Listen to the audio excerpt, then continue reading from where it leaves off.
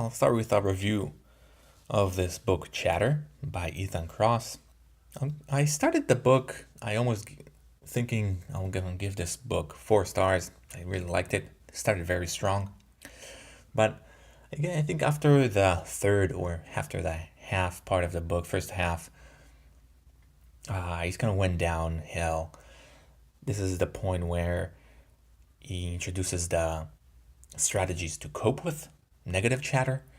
The problem with this is that some of the strategies are, I didn't like some of the strategies, and also there were a lot of stories involved. And again, this is not new, but I'm not a big fan of stories.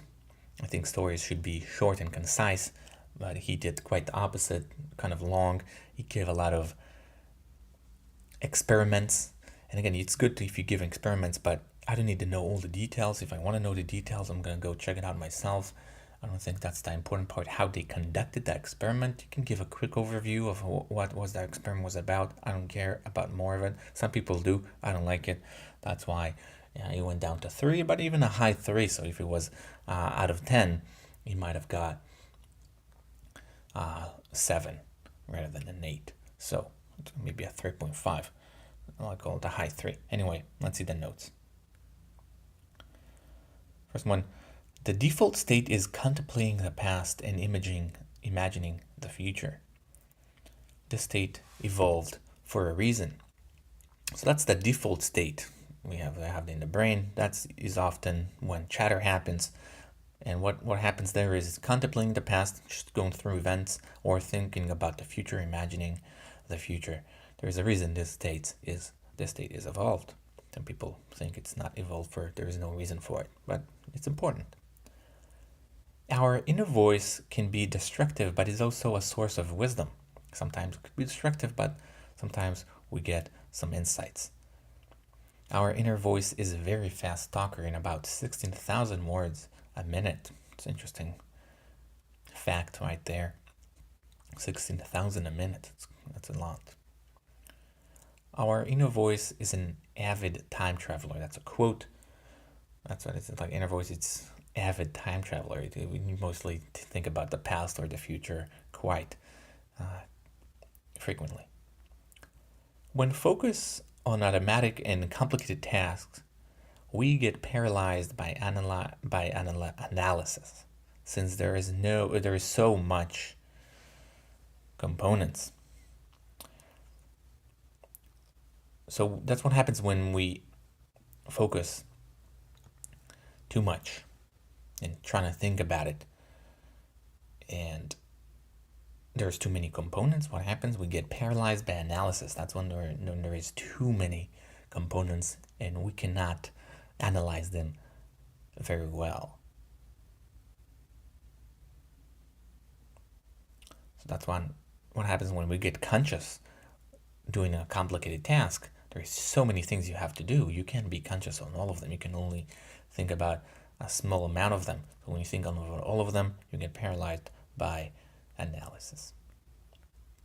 The central executive has the power to direct and shift our attention and thoughts to where it's most needed. So it's kind of like a spotlight. I heard it somewhere else.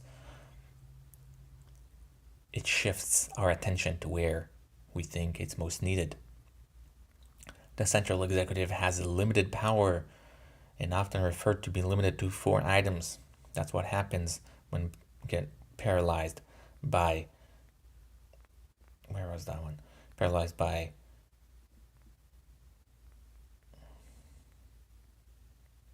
we lost that one, I don't know where is that. Oh, here it is. Paralyzed by analysis. That's what happens, because one of the reasons it only has 4 items that can be kept. And when you think about things too in depth, for example, how to hit a baseball, then there are so many things you have to do. You have to pay attention to, and then you don't hit it right because it has to be automatic. But there's more than 4 items, and then you get paralyzed. Zooming out or distant psychological analysis is an effective tool to combat negative inner chatter.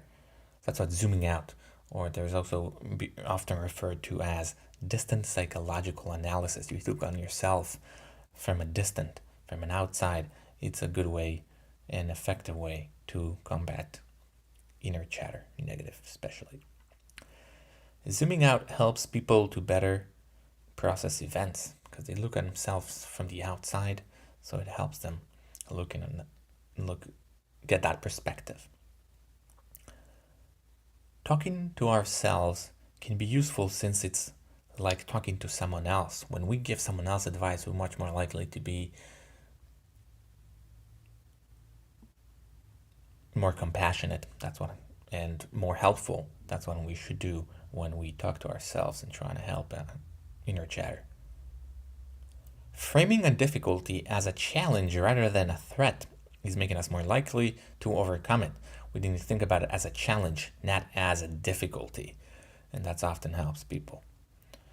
Getting too much empathy might interfere with the need to look for actual solutions. We get too much empathy, we think, oh, everything is fine, but we don't look for solutions. So getting too much of it is also not good.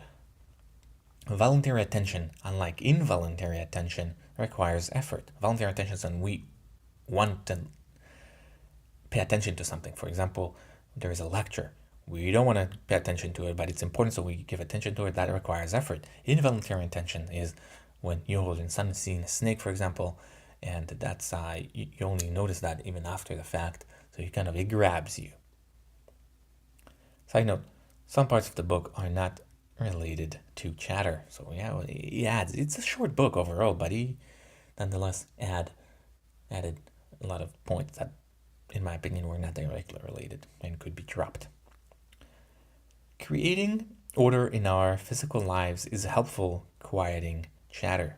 So when you have order, you're more likely to have less of it. And the last one, rituals are effective in combating chatter as well. When we have rituals, it helps us to, if we want to combat chatter. And that's it for the notes. Again, there's some interesting points. That's why I give this book a high 3.